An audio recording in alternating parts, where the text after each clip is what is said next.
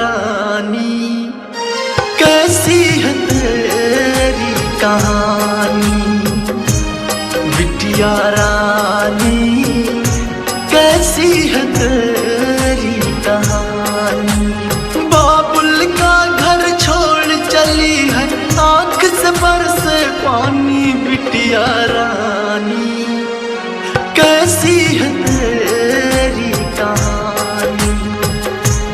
बिटिया रानी, कैसी है तेरी कहानी।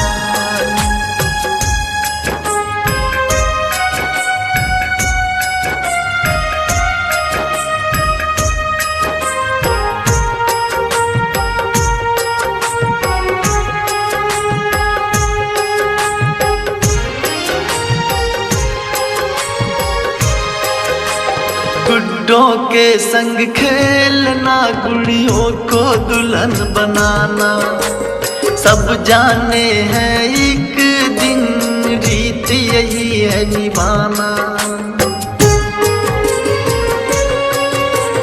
गुड्डों के संग खेलना, गुड़ियों को दुल्हन बनाना, सब जाने हैं एक दिन रीत यही है निभाना।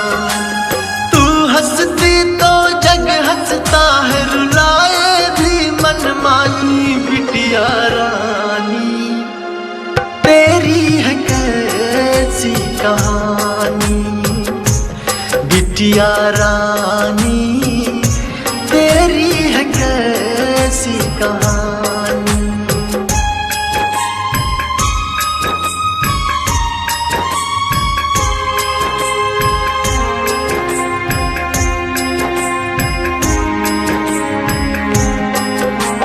कभी जीवन का सार बनी, कभी जीने का आधार।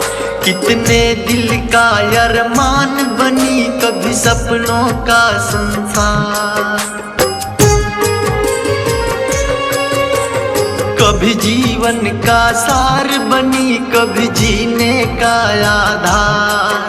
कितने दिल का अरमान बनी, कभी सपनों का संसार। पापा मम्मी भैया भाभी भूले नाना दानी। बिटिया रानी, कैसी है तेरी कहानी।